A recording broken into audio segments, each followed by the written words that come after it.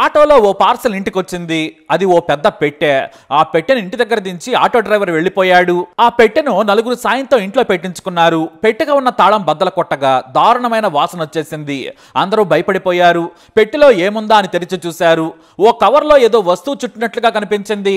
దాని పక్కనే O letter కూడా ఉంది. ఆ కవర్ ని తొలగించి చూడగా దారుణమైన దుర్వాసన వస్తున్న ఓ మగ వ్యక్తి శవం ఉంది. మృతదేహం దాదాపుగా కుళ్ళిపోయింది. ఈ స్టోరీలో చాలా చిత్ర విచిత్రాలు జరిగాయి. ఇక్కడ నేరం చాలా మందికి తెలిసిందే, కానీ హంతకుడి ప్రవర్తన చాలా విచిత్రంగా ఉంది. అతని గురించి తెలుసుకుంటే ఈ కథ కూడా తెలుస్తుంది. ఎందుకంటే ఇలాంటి డెడ్లీ ఆలోచన సినిమా రచయితలకు కూడా రాదు. కాకపోతే అతనికి క్రైమ్ ప్యాషన్ కాదు, కానీ అతని మనస్తత్వం నేర ప్రవృత్తితోనే ఉంది. పైగా అతని చుట్టూ ఉన్న లేడీస్ కూడా తీవ్రమైన నేరాలోచన ఉన్నవారని ఎస్పీ అద్నాన్ చెప్పారంటే మీరే అర్థం చేసుకోవచ్చు. ఒక్క మగాడికి ఇద్దరు లేడీస్ తోడైతే ఆ హత్య ఎంత దారుణంగా ఉంటుందో చూపించారు. ఈ పార్సల్ హత్య కూడా అంతగా మించే ఉంది. బహుశా మూవీ తీస్తే బెస్ట్ క్రైమ్ థ్రిల్లర్ అయ్యేదేమో. పశ్చిమ గోదావరి జిల్లా ఉండి మండలం ఎండగండి డెడ్ బాడీ కేసులో నిందితుడి పేరు శ్రీధర్ వర్మ. ఇతని ప్లాన్ ఒక్కటే, తన వదిన తులసి ఆస్తి కొట్టేయాలని, కానీ తన పేరు బయటకు రాకూడదని. తన కుట్ర తన వదినకి తెలియకూడదు, కానీ ఆస్తి కొట్టేయాలని భీకరమైన ప్లాన్ వేశాడు. అందులో తన భార్యలను అలాగే లవర్ ని కూడా ఇన్వాల్వ్ చేశాడు నీచుడు. శ్రీధర్ తల్లిదండ్రులు ఉండేది కాళ్ల మండలం కొప్పెళ్లలో. చెరువులో చేపల పెంపకం చేస్తూ జీవనం సాగిస్తూ ఉన్నారు. ఈ శ్రీధర్ మొదటి భార్య ఎలిజబెత్. ఆమె గాంధీనగర్ లో ఉంటుంది. ఇద్దరు కూతుళ్లు. అయితే రెండో భార్య రేవతి. ఈమెను ప్రేమించి పెళ్లి చేసుకున్నాడు. ఈ రేవతి దగ్గర నుంచే కథ మొదలైంది. ఈమెకి ఓ అక్కొంది. ఆమె పేరు తులసి. ఎండగంటికి చెందిన ముదునూరు రంగరాజు హైమావతి దంపతుల కూతుళ్లే ఈ తులసి రేవతి. ఈ తులసికి శ్రీనివాసరాజు అనే వ్యక్తితో పెళ్లైంది. కానీ అతను అప్పుల పాలయ్యాడు. అతని బాకీలు చెల్లించలేక ఇబ్బందులు పడ్డాడు. ఆ తర్వాత అప్పుల గోల తట్టుకోలేక చెప్పా పెట్టకుండా ఇటో వెళ్లిపోయాడు. ఆ తర్వాత మళ్లీ తిరిగి రాలేదు. దీంతో తులసి ఒంటరైపోయింది. పైగా కూతురు కూడా ఉంది. ఒంటరిగా బ్రతకలేక మళ్లీ తండ్రి రంగరాజు దగ్గరకు చేరింది. అంటే పుట్టింటికి చేరుకుందన్నమాట. అయితే తులసి చెల్లెలు రేవతి పెళ్లైన వ్యక్తి అని తెలిసిన శ్రీధర్ ను ప్రేమించి పెళ్లి చేసుకుంది. ఇద్దరికి పెళ్లై 10 ఏళ్లు అవుతుంది, కానీ పిల్లలు లేరు. అయితే శ్రీధర్ కు మరో లవర్ కూడా ఉంది. ఆమె పేరు సుష్మా. మొదటి భార్య కంటే రెండో పెళ్లంతో పాటు లవర్ సుష్మను కూడా వెంట పెట్టుకుని తిరుగుతూ ఉంటాడు శ్రీధర్. ఈ సుష్మకు అంతకు ముందే 2 పెళ్లిళ్ళు అయ్యాయి. మూడో వ్యక్తి ఈ శ్రీధర్. కాకపోతే లవర్ గానే కొనసాగుతుంది. ఈ ముగ్గురు కలిసి జీవితాన్ని ఎంజాయ్ చేస్తూ ఉంటారు.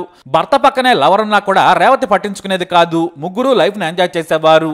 అయితే తులసి రేవతలకు చెరో అరెకరం భూమిని రాసిచ్చాడు తండ్రి రంగరాజు. మిగిలిన ఎకరమన్నర భూమిని తానే ఉంచుకున్నాడు. ఎందుకంటే తమకు మగపిల్లలు లేరు కాబట్టి తమ కోసం ఉంచుకున్నాడు. అయితే భూమికి విలువ పెరిగింది. పైగా ఇల్లు తల్లి పేరు మీద ఉంది. దీని మీద తులసికి తల్లి హైమావతికి గొడవలు జరుగుతూ ఉన్నాయి. ఈ క్రమంలోనే ప్రేమ పెళ్లి చేసుకున్న రేవతి కూడా తన భర్త శ్రీధర్తో కలిసి ఎండగంటికి వచ్చింది. దీంతో గొడవలు మరింత పెరిగాయి. ఇక తల్లిదండ్రుల ఇంట్లో తులసి ఉంటుండగా రేవతి తన భర్త శ్రీధర్తో కలిసి వేరుగా ఉంటుంది. ఈ గొడవలు జరుగుతున్న సమయంలో శ్రీధర్ ఓ ప్లాన్ వేశాడు. తన వదిన లేకుంటే మొత్తం ఆస్తి తనకే దక్కుతుంది. 2.5 ఎకరాల భూమి, పాత ఇల్లు, కొంత బంగారం కూడా తమ వశం అవుతుంది అనుకున్నాడు. అందుకు తన భార్య రేవతి లవర్ సుష్మతో కలిసి స్కెచ్ చేశాడు. కానీ తులసిని చంపొద్దు, బెదిరించాలి. ఎంతలా అంటే ఒక్కసారికే ఆస్తి అంతా వదిలేసి పారిపోయేలా చేయాలనుకున్నాడు. తులసిని చంపితే పోలీసులు డైరెక్ట్ గా రేవతిని నన్ను పట్టుకుంటారు, కానీ భయపెట్టి గజగజ వణికిపోయేలా చేయాలనుకున్నారు. ఆ తర్వాత ఆస్తి పత్రాల మీద సంతకాలు పెట్టించాలని పక్కాగా ప్లాన్ వేశాడు శ్రీధర్. అంతకు ముందే మనకు చేతబడి చేస్తున్నారు, మనకన్నీ చెడు శకనాలు ఎదురవుతున్నాయి, ఏదో జరుగుతుంది, ఎవరైనా శవాలు కూడా పంపుతారేమో అంటూ భయపెట్టాడు శ్రీధర్.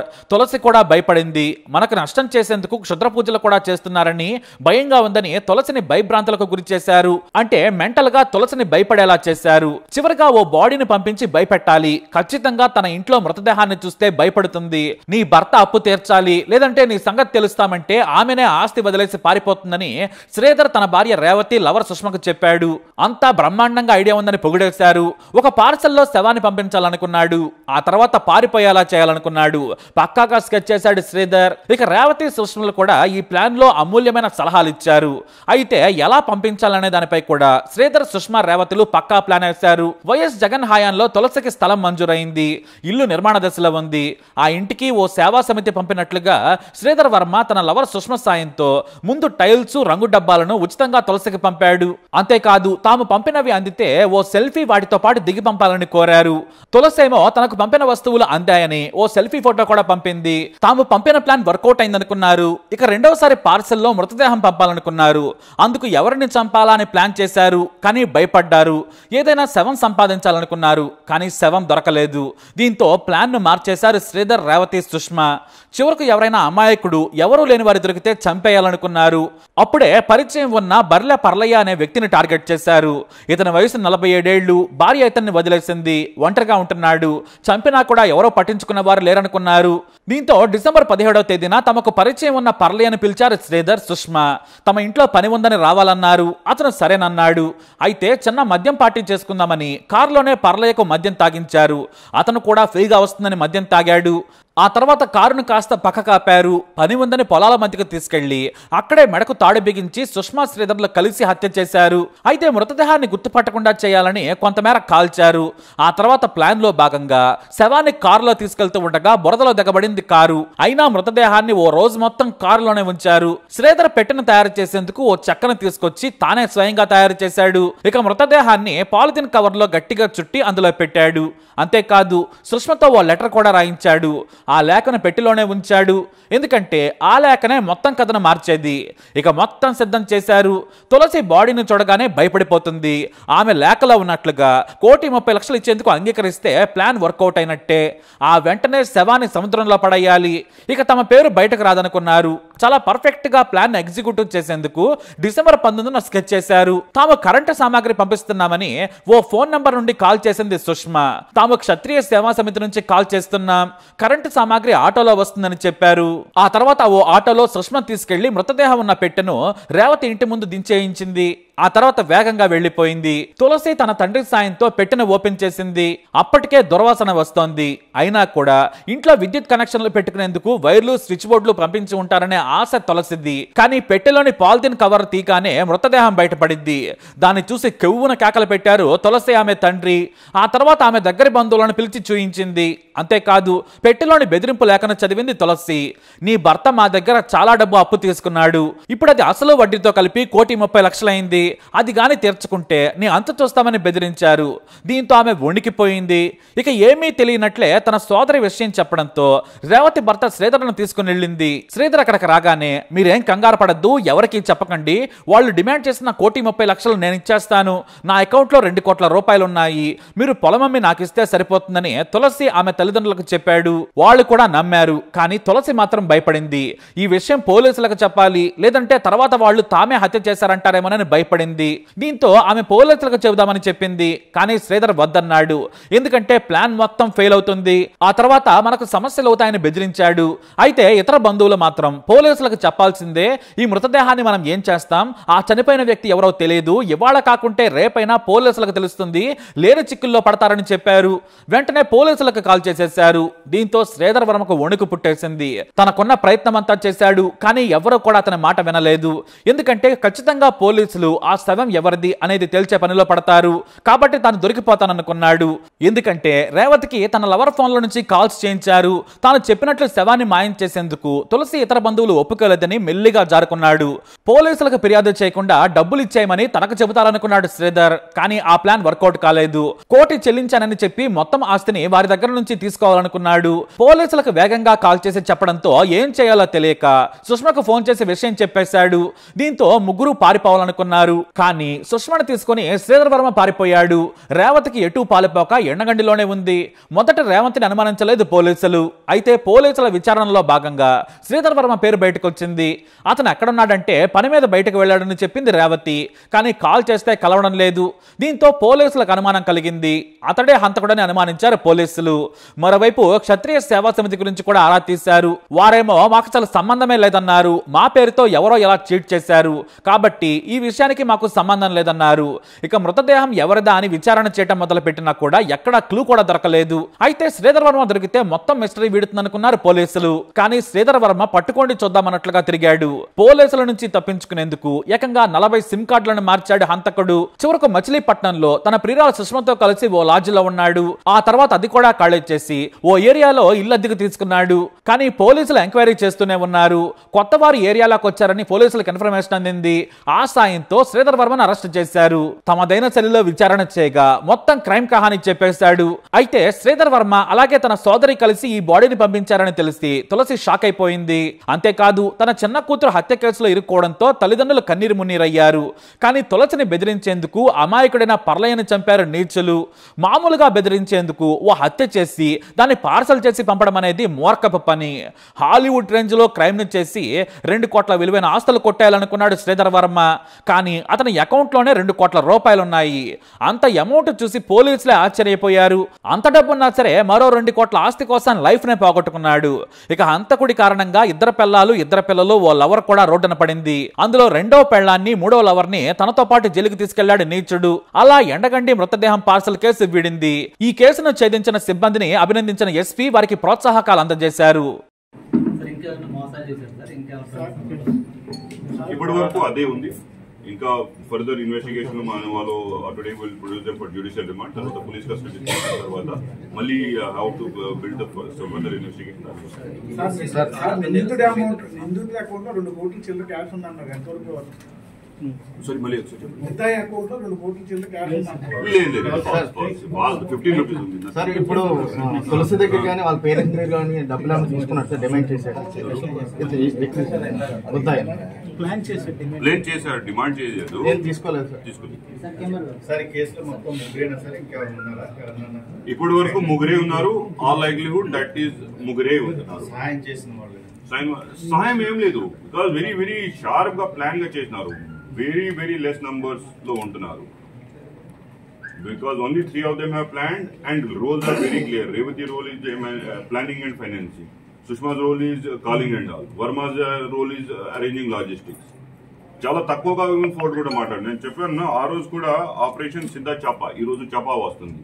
బాడీ కూడా చాపా కోడ్ ని పెట్టారు. ఇలా పట్టున్నారు.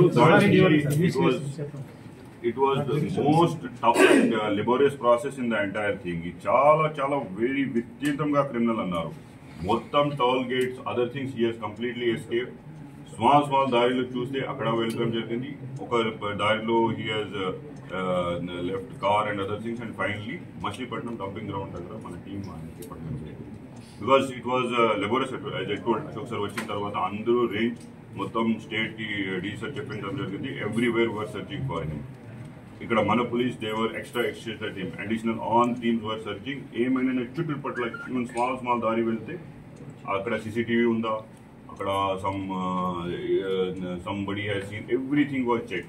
మన డిఎస్పీ గారు స్వయంగా he was roaming around like anything. Finally yesterday we could catch him and our I was Varma ఉన్న ఊర్లో 3 రోజులు సీసీ కెమెరా పని చేయట్లేదని అక్కడ ఒక వ్యక్తి చెప్తున్నారు. సీసీ కెమెరా పెట్టుకున్నారు. అది ఒకవేళ వర్మ కట్ చేశాడా లేకపోతే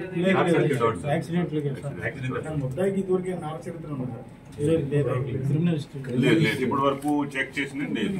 ఇది ఫస్ట్ టైం. సార్ ఆ లెటర్ 30 లక్షల రూపాయలు లెటర్ ఎవరు రాశారు సార్? ఏ సుష్మా విజయలక్ష్మి రాశారు. So that is this letter. Vijayalakshmi రాశారు. It's her handwriting. We have confirmed it with other resources also. Final absolutely. అందరి ఎపిసోడ్ లో పర్లయ ఒక ఇన్నోసెంట్ లాగా వ్యక్తి, already suffering from life problems. భార్య వదిలేసేది, he's living isolated life. Nobody he's creating problem. అక్కడ ఊర్లో అందరికి చాలా కోపం వచ్చింది అయిన తర్వాత. So definitely the entire thing our focus is to give justice for పర్లయ. Because nobody is there to take care of him. ఇప్పుడు ఫ్యామిలీ ఉన్నాయి. So that DNA test and other things we are doing, but our entire focus and everything is to give justice to the dead body. Because the entire drama lo ayaniki sambandhame ledu. Neither he is getting benefited, neither he is getting loss. So small laga he is going on with his life normally. Unnecessary, unfortunately, these people, because of their greed and criminal mind, they have killed an innocent fellow. Definitely will make sure that justice is done. Almost 100 members, 11 teams. ఇతనికి supari gang తో సంబంధాలు ఉన్నాయని చెప్పేసి మన Eluru police and press group లో ఒక ఆవిడ ఎవరో పోస్ట్ చేశారు. They might have done other investigation. Our investigation ఇది రాలేదు. And so as I told you clearly, they are themselves with so criminal mind. Supari చెప్తే బయట వస్తుంది. ఇక్కడ చాలా ప్రికాషన్ తీసుకున్నారు because they were very short ఇది ప్లాన్ వర్క్ అవుతే తులసి రాస్తున్నారు ప్రాపర్టీ ఆయన పేరు, డెడ్ బాడీ గోస్ టు సమంద్రం, matter is over. No one of among us knows. That is the plan. But Revati in this entire process forgot ఇది తులసి, ఆయనకి sister ఉన్నాయి, ఆయనకి కూడా స్ట్రాంగ్ బ్రెయిన్ ఉన్నాయి. But she's very, our enquiries reveal that she's very good women. ఇది marriage sir మొత్తం ఎన్ని పేర్లు పెట్టుకున్నారు సార్? ఎన్ని పేర్లు? అసలు పేరు sir name sir Siddharth Varma alias Sridhar Varma. Because so many women are involved, so place of ఏం చదువుతున్నాడు సార్? వాళ్ళు ఏ దగ్గర Facebook బాగా అమ్మాయి పడాడు. 7th 9th టెక్నాలజీ బాగా వాడతాడు. టెక్నాలజీ నాలెడ్జ్ అది వస్తుంది. ఇప్పుడు ఫోన్ లో మాట్లాడు work on it everything. Facebook లో కాంటాక్ట్ చేసి రేవతి కూడా ఫేస్బుక్ కాంటాక్ట్ రేవతి ఫేస్బుక్ లేదు, విజయలక్ష్మి ఫేస్బుక్. చాలా మంది even illiterate people are able to use. Sir అతను ఒక ఇంజిన్ కారు సొంతగారు సార్, సొంత car around 20,000 he has purchased 2 years back. దాని ముందు ఒక బుల్లెట్ కూడా ఉంది. సార్ ఇప్పుడు ఈ కేసులో ఈ ముగ్గురేనా, ఒక అమ్మాయి కూడా ఇంకో చిన్నపిల్ల ఉందని చెప్పాను. చిన్నపిల్ల ఉంటారు, చిన్నపిల్ల అదే విజయలక్ష్మి కూతురి ఉన్నారు. బికాజ్ ఆల్ ద టైమ్ ఆయనతో పాటు ఉంటారు. So she's our witness in the case. అంటే వీళ్ళు పెద్దవాళ్ళు ఇద్దరు పరిస్థితి ఏంటి సార్? వాళ్ళ ఫాదర్ మదర్ ఉన్నారు. ఫాదర్ మదర్ ఓకే ఉంటున్నారు, అది కూడా షాక్ లో ఉంటున్నారు. బికాజ్ మీరు అందరికీ somebody else's house is happened. ఆయనకి స్వయంగా ఇంట్లో వచ్చేస్తే ఇది షాక్ గా కూడా ఉన్నాయి. But they have been strong. మన ఇన్వెస్టిగేషన్ కూడా చాలా కోఆపరేట్ అయ్యడం జరిగింది. So there is no issue, they are doing fine. ఎన్ని రోజుల నుంచి ప్లాన్ చేశారు సార్ ఈ కేసు మొత్తం? మొట్టమొదటిగా అట్లీస్ట్ జూన్ నెల